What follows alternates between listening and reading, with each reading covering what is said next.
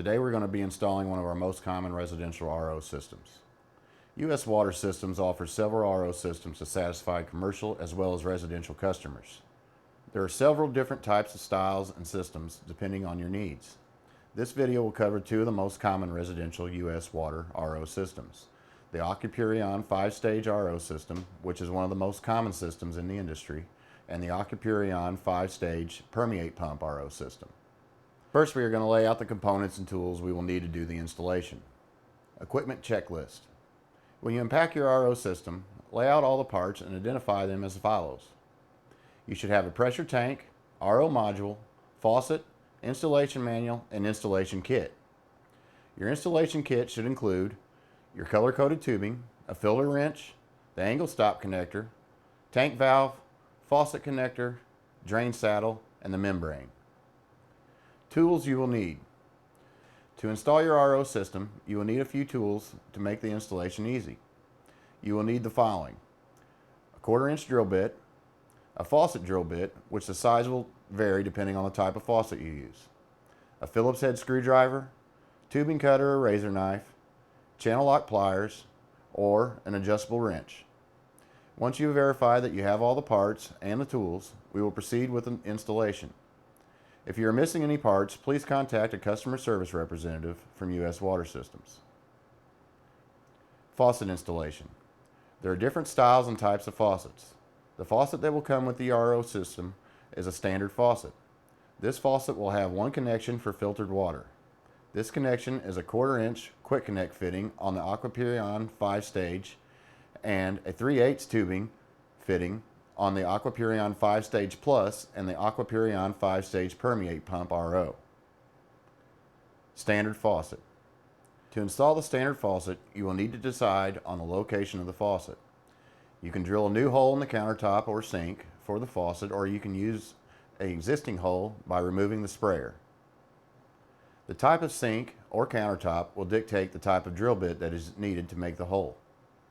In some cases, you may need to have the hole drilled by a professional, especially when dealing with granite or other specific materials that require a special type of drill bit. These bits are typically expensive to buy to drill one hole, and in this case, it's better to hire it done. If a new hole is drilled for a standard faucet, you will need at least a 7/16 inch hole, and the hole should not exceed 1.25 inches. Once the hole is drilled, you will install the faucet as follows. Install the escutcheon on the faucet, then the rubber washer. Slide the faucet and the escutcheon and the washer into the drilled hole. You may want to have someone hold the faucet in place while the fastener is being tightened.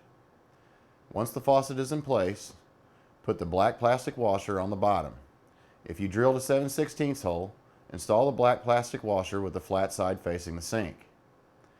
If you have an 1.25 inch hole, install the black plastic washer with the beveled edge facing the sink. This will help center and secure the faucet when a large hole is used. Now install the lock washer and nut. Tighten the nut until the faucet is in place and secure. Next, install the quick connect fitting on the bottom of the faucet on the threaded tube. This fitting does not require sealant. It is a flange fitting that will seal on the flange on the threaded rod. Tighten the fitting hand tight, and then tighten it with a pair of pliers or adjustable wrench about a 1/2 turn. The standard faucet is now installed. We will be connecting it to the system later in this video. Drain saddle installation. Next, we will be installing the drain saddle on the sink drain pipe. If you are using a standard faucet, you will need to use the 1/4-inch drain saddle. You will use the 1/4-inch drill bit to make a hole in the sink drain line. If you're using an air gap faucet, the drain saddle will need to be a 3/8 drain saddle, and a 3/8 drill bit will be used. The saddle should be placed in the sink drain pipe between the P-trap and the sink. Do not install the saddle in the drain pipe before the P-trap. This could allow drain line gases to escape through the RO system drain line. In most cases, the saddle can be installed in the lateral pipe between the two sink tubs. Never install the saddle with the drain fitting facing down. The saddle should be installed with the fitting on the side or the top of the sink drain pipe. Mark the saddle location on the drain pipe and drill the proper size hole. Use a drill bit or a screwdriver to align the hole in the saddle with the hole drilled in the sink drain pipe. Put the saddle together and tighten the bolts with the holes lined up with the screwdriver or drill bit in place. It is critical that the hole in the sink pipe and the hole in the saddle fitting be lined up. If the holes are offset, the drain line will be restricted and this will cause a problem. Once the saddle is tight and the holes are lined up, remove the screwdriver or drill bit from the fitting. The drain saddle is now installed. We will be making the connection to this drain saddle later in the video. Inlet feed valve installation. The inlet feed valve or angle stop valve will need to be installed to connect the RO system to your water supply. Your RO system will come with an angle stop valve. This valve is designed to be installed in the cold water line to the existing sink faucet. Turn the cold water and the hot water valves off for the existing sink faucet. Relieve the pressure at the faucet. Remove the whip hose or tubing from the cold water valve from the existing faucet. Install the angle stop valve on the existing faucet cold water supply valve and tighten it. Install the whip hose or tubing for the existing sink faucet to the top of the angle stop valve and tighten it. Be sure the angle stop valve is in the off position. The valve is in the off position when the handle bisects the outlet tubing connection. With the angle stop valve off, turn on the cold and hot water supplies for the existing sink faucet. Check for leaks at the angle stop valve, and if you have leaks, repair them now. Once the valve is installed and there are no leaks, the inlet valve is installed. We will be making the connection for the RO system later in this video. Pressure tank installation. Remove the pressure tank from the box. On the pressure tank, there is a threaded port on the top of the tank. Wrap Teflon tape on the threads on the tank in a clockwise direction. Usually 4 to 5 wraps is sufficient. Install the tank valve on the tank by turning it clockwise until hand tight. Tighten the valve an additional half to full turn with pliers or the adjustable wrench. The valve is now installed on the tank and ready for connection. We will be making the connection later in this video. Also, on the pressure tank, there's a blue plastic cap that covers the air bladder inlet valve. The tank bladder should have 5 to 7 psi of air pressure in it when the tank is empty. The pressure cannot be lower or higher than 5 to 7 psi or the tank will not function properly. The tank can be installed in the upright position or on the side. If the tank is installed on its side, use the supplied tank base to secure the tank. The tank bladder pressure is factory set, but it's not a bad idea to check it. RO system module. The RO system module will come with color-coded hoses. This tubing will be connected to the previously installed connection points and the manifold. The color coding is as follows. The feed water supply is orange. The faucet supply line is blue. The drain line will be black and the tank line will be green. When installing the module, the tubing can be cut to fit with the system secured in the sink cabinet. However, I like to leave the length of the tubing on the RO module so it can be removed from the cabinet while changing filters. The system will connect as follows. Inlet supply connection. The orange supply line for the RO system module will be connected to the angle stop valve and the existing sink line faucet supply, and to the port marked in on the sediment filter housing. Push the orange tube into the 1/4 inch fitting on the angle stop valve as far as it will go. The orange tube should be connected to the sediment filter inlet fitting on the RO system module. Be sure the line is completely pushed in. Pressure tank connection. Now attach the green line to the pressure tank valve. The green tubing will be connected to the post filter inlet T on the RO system module. Be sure the tank valve is in the on position. The tank valve is in the on position when the handle on the valve is in line with the tubing connection. Drain line connection. If you're using a standard faucet, connect the black drain line from the RO system module to the drain saddle previously installed on the sink drain pipe. This black line will be connected to the flow restrictor on the Aquapurion 5-stage RO systems and on the brine out port on the Permeate pump Aquapurion 5-stage system. Push the tube in the saddle connection if the saddle is a quick connection type. If you have the threaded saddle with a nut, put the nut on the tubing and slide the tubing into the saddle. Tighten the nut hand tight by turning it clockwise. Tighten the nut an additional half turn to full turn with a pair of pliers. Faucet connection. Connect the blue line to the previously installed faucet supply fitting. Push the blue line into the fitting as far as it will go. The blue line will be connected to the post filter outlet fitting on the RO system. If you're using an air gap faucet, the other tubing connections are as follows. Connect the black 1/4 inch tubing from the RO system module to the 1/4 inch hose barb on the bottom of the faucet. Push the tubing over the hose barb as far as it will go. This black line will be connected to the flow restrictor on the Aquapurion 5-stage RO system. For the Aquapurion 5-stage permeate pump RO system, the black 1/4 inch line from the faucet connection will be attached to the brine out connection on the permeate pump. Now connect the black 3/8 tubing to the 3/8 hose barb on the bottom of the faucet.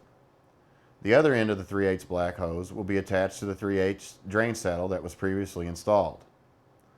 The faucet and drain connections are now complete. Once all the connections are made, you will move to the startup procedure. Startup procedure. If your filters were not installed in the system, install them now. The sediment filter will look similar to the roll of paper towels.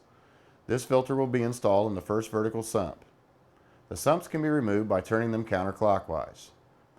Put the filter in the sump and install the sump on the system by turning it clockwise. The filter sump only needs to be hand tight. An additional 1/4 turn can be applied with a supplied filter wrench if desired. The carbon filters will be installed in the second and third vertical sump. The membrane filter will be installed in the membrane housing, which is the bottom horizontal filter on the top of the bracket. You will need to remove the 1/4 inch line from the cap side of the membrane housing. You can do this by pressing the collar on the fitting toward the fitting with your fingernail and pulling the tubing out. When pressing the collar, the tubing is released and can be pulled out of the fitting easily. Now remove the cap by turning it counterclockwise. Now install the membrane in the housing.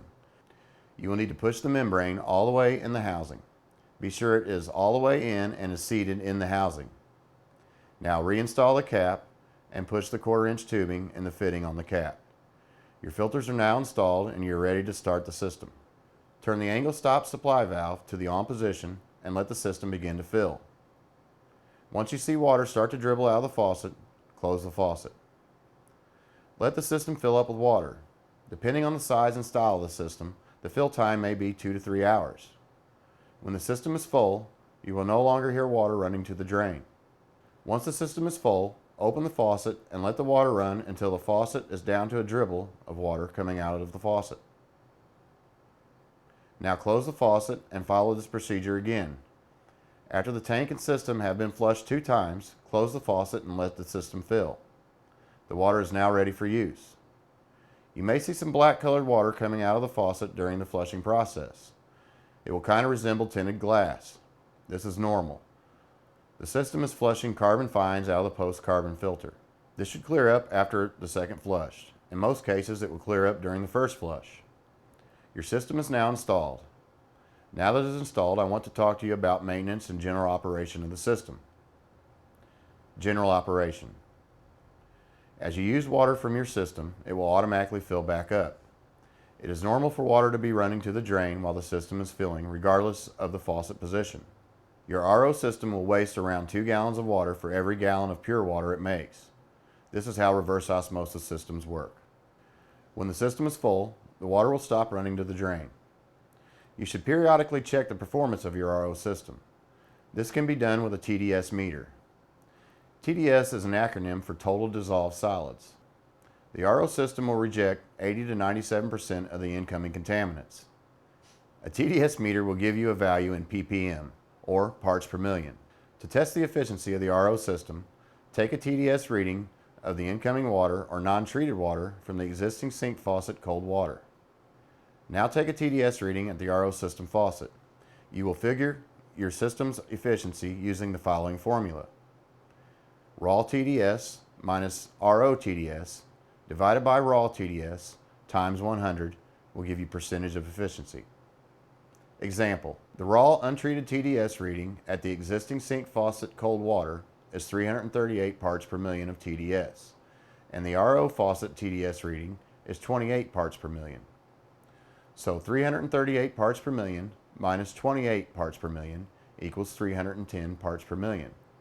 Divided by 338 parts per million equals 0.92. Times 100 equals 92% efficient. Your system should always be 80 to 97% efficient. If not, there is a problem with the system. Typically, this indicates a bad membrane filter. Membrane filters will typically last 3 to 5 years in systems that are fed with soft, iron-free water. If your water is not being used regularly, you should drain the tank at least once a week to prevent the water in the storage tank from going stagnant. Ice maker installation. An ice maker may be connected to the RO system. RO water will make crystal clear ice. There is an ice maker kit that can be purchased at uswatersystems.com. This ice maker kit is only compatible with the Aquapurion 5-Stage Plus and the Aquapurion 5-Stage Permeate Pump RO systems. Both of the aforementioned systems will have 3/8 tubing for the tank and faucet connections. The standard Aquapurion 5-Stage system will only have a 1/4 inch line running to the tank and the faucet, and this is not recommended to be used with an ice maker kit. 3/8 tubing is crucial when supplying an ice maker. System maintenance. The pre-filters in the post-carbon filter should be changed once a year. In some cases, the frequency may be more often depending on the feed water quality. The membrane filter will last 3 to 5 years on most systems, depending on the feed water quality and the amount of water used. The system should be sanitized each time the filters are changed. If you get your replacement filters from US Water Systems, the American-made filter pack will come with sanitizing chemical as well as filters and detailed instructions. If you have any additional questions or concerns, please contact one of our certified water specialists at US Water Systems. The phone number is 1-800-608-USWA or 8792. Enjoy your RO water.